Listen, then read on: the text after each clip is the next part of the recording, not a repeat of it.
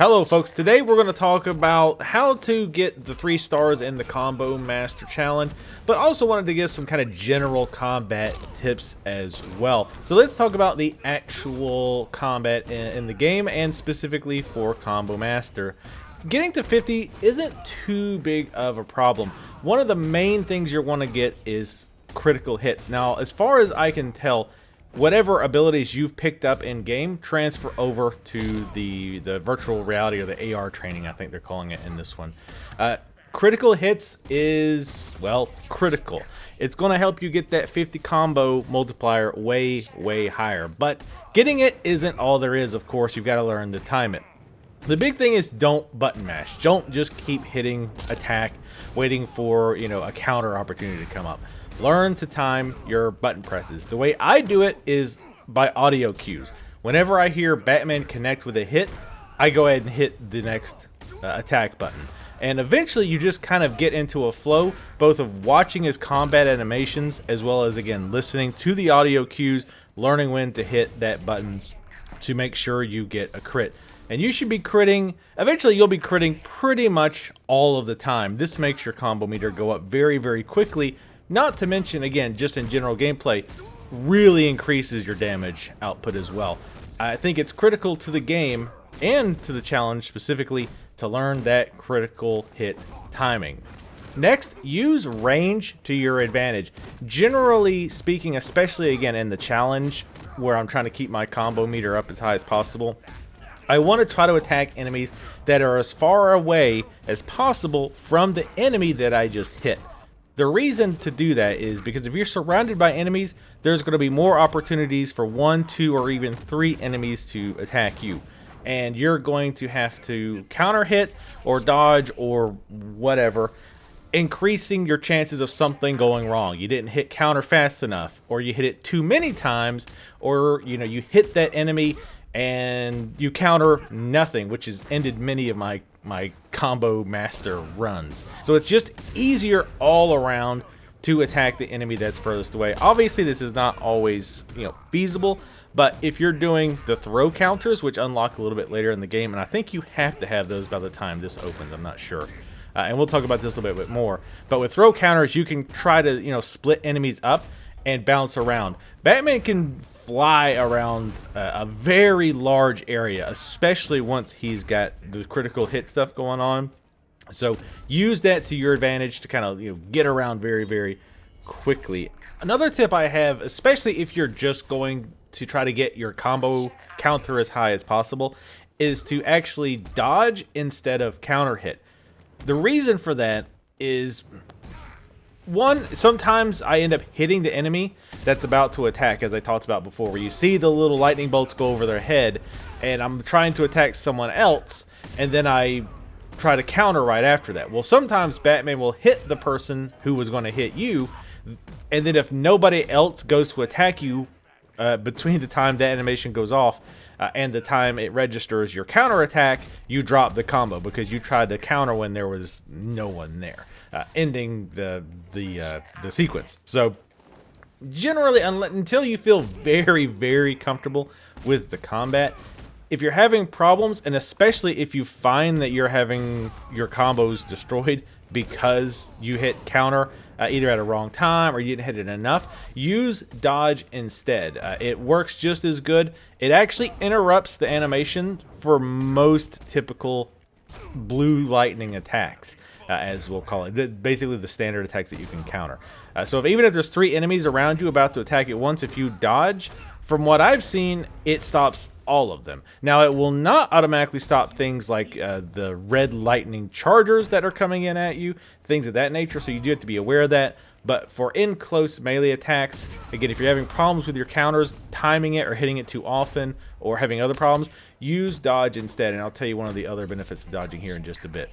However, if you are going to use counters, go ahead and try to do the counter throw if you can. Counter throw is when you see they're about to attack, instead of just pressing Y or I think triangle for the PlayStation, you hit the counter button and in the direction of that enemy at the same time. Theoretically, the directions say right before they hit you, Honestly, most of the time, I don't know if I just get really lucky with my timings, but most of the time, if I do the direction right, it does the counter throw. It doesn't seem to be very precise. You don't really need to wait to the last second. It's pretty generous in giving you that throw takedown. The reason I suggest using it, you cannot direct the attack, at least as far as I've tried to do it. So it's kind of lacking in that sense, but if there is an enemy behind them, it is going to knock both of them down. Enemies knocked on the ground, of course, can't attack you, but you can attack them. So that is obviously the big thing that's going to take you out of a combo is enemies hitting you. So the more enemies stunned or on the ground, the better. So use counter throw when you can. Going back to dodging, here's something really important to keep in mind. When you're dodging, your combo counter will not go down. You can dodge, as you can see here, I dodge for at least 15 to 20 seconds, and my combo meter never dropped.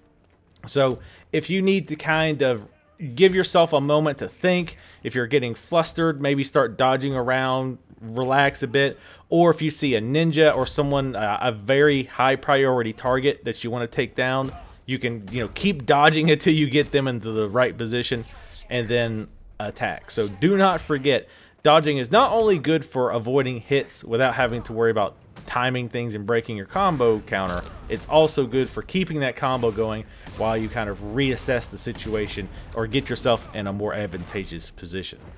One enemy I want to touch on briefly is the Charger. The enemies that from across the room will charge you and you can't do a regular counter against it and will knock you down and interrupt your combo. These, I think, deserve special attention. They've interrupted several of my runs, and I wanted to talk about dealing with them.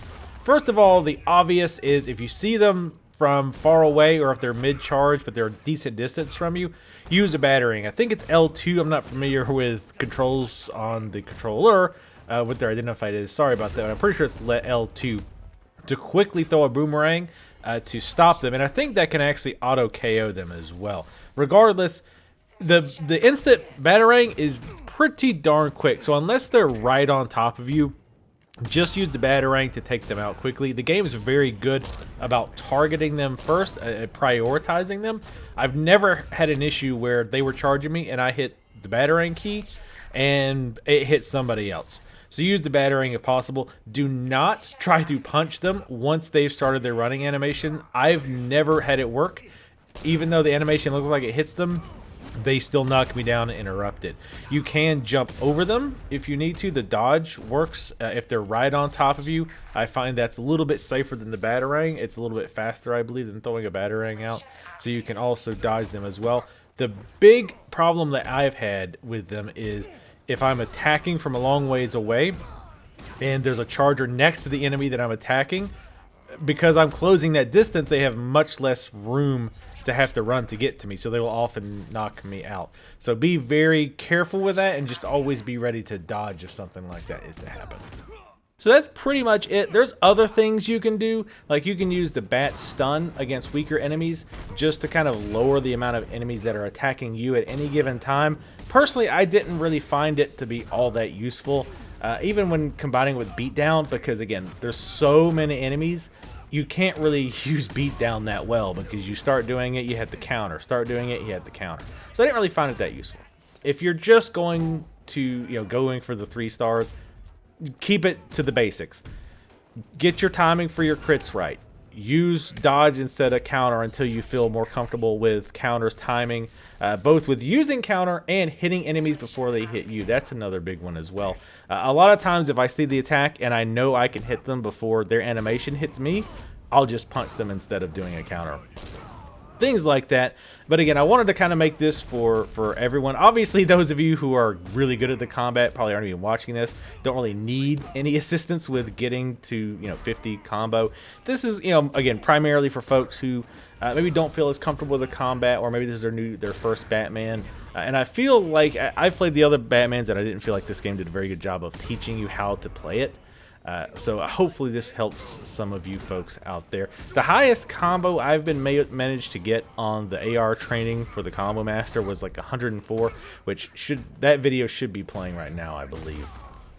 So if you're interested in just seeing how that works, there it is. But anyway, that's enough rambling for now. Let me know, was this helpful for you at all in the comments? Was there anything that I missed that could have been useful? Anything else, any kind of feedback, I always appreciate it in the comments below. Self-plug, I do have a Batman Arkham Knight LP Let's Play going on. If you want to check that out, link will be in the description. But otherwise, yeah, I always welcome feedback. Follow me on Twitter, and I'll see you next time.